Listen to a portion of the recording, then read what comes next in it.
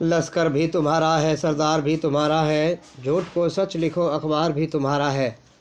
इसी तरह के हालात इस वक्त मौजूदा दौर में भारत में हो चुके हैं, क्योंकि सब कुछ बीजेपी सरकार के अंडर में है और मुसलमानों को फंसाने की साजिश और मुसलमानों पर आए दिन आरोप प्रत्यारोप लगाने का एक सिलसिला चला आ रहा है।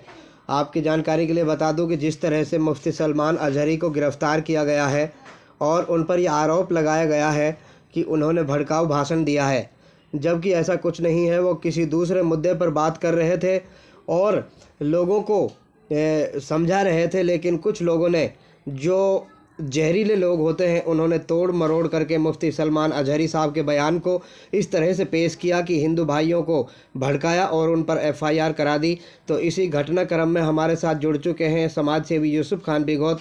उनसे जानने की कोशिश करते हैं कि वो क्या राय रखते हैं इस मुद्दे पर। क्या कहना है आप?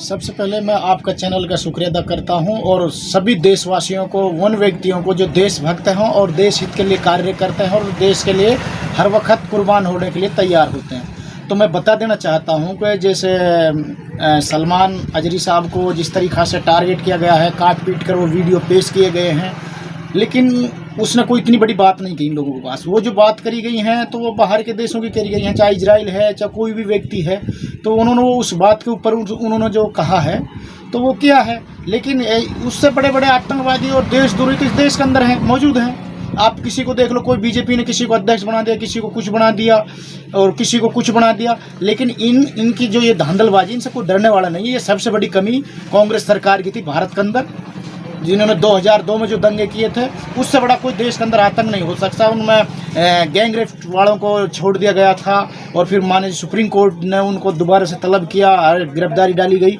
तो ऐसे लोगों को तो इनकाउंटर करना चाहिए था। लेकिन मैं बता देना चाहता हूँ, इनके पास कई ऐसे हैं, लेडीज़ भी, हाँ, इनके IT सेल में कई लोग ऐसे कार्य कर रहे हैं जिनका काम हिंदू मुसलमान गोली मारने का, काटने का, मुल्लाओं को गड़ियाने का, मजहबी तौर पे लोगों को टारगेट करना और नाइंसाफ़ी देश के अंदर इनका कार्य सिर्फ ये रहा है। और हमने इन 10 सालों में ये चीज़ देखा है, किसी ने पनपाया बेईमानी को और किसी ने बढ़ावा दिया देश के अंदर बड़े बड़े भ्रष्टाचारों को, लेकिन इन्होंने अपने दुश्मनों को ख़त्म किया। बीजेपी ने या तो राजनीतिक में किसी विधायक के खिलाफ ED की जाँच हुई है, किसी अधिकारी और या किसी के खिलाफ इन्होंने कोई जांच नहीं कराई है, चाहे वो उद्योगपति होगा, चाहे वो कुछ भी होगा, चाहे उसने देश को बेच है, चाहे देश के नागरिक को लूटा है, चाहे उन्होंने शिक्षा के संस्थानों को लूटा है, लेकिन इन्होंने किसी चीज़ पे ध्यान नहीं दिया। सिर्फ इन्होंने ये ध्यान दिया हिंदू मुसलमान पर, जो इन्होंने देश को बांटने का कार्य किया गया है, ये सिस्टम रहा है। और अभी जो इस मौलाना पे इन्होंने अरेस्ट किया है, तो उनको मौका देना चाहिए था और उनको सुनना चाहिए था। इस तरीक़े से गिरफ्तारी नहीं डालनी चाहिए थी, पूरे वीडियो की जाँच करनी चाहिए थी,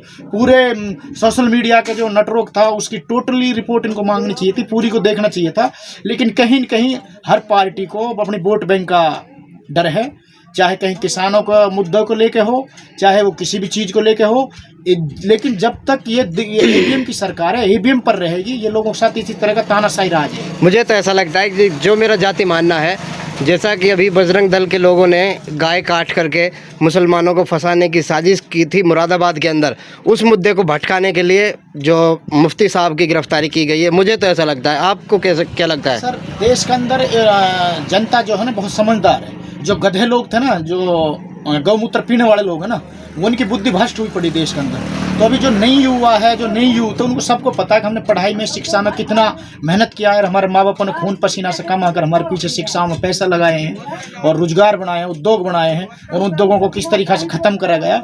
इतनी पागल नहीं देश के अंदर जनता, वो सब चीज़ को देख रही है। पूरे देश का सोशल मीडिया है, इस पर सब लोग लगे हुए हैं। तो इसमें यही चीज़ों की जांच चल रही है, इन्हीं चीज़ों पर लोग लग रहे हैं। तो मेरे को लगता है कि जो जल्दी जाने वाली बीजेपी देश से, अगर इस तरह का इनका लोकतंत्र में इस तरह का हो रहा, लोकतंत्र की हत्या कर रहे हैं, तो ये सिस्टम इनका बहुत जल्दी इनका आगे की कार्रवाई होगी इनके खिलाफ।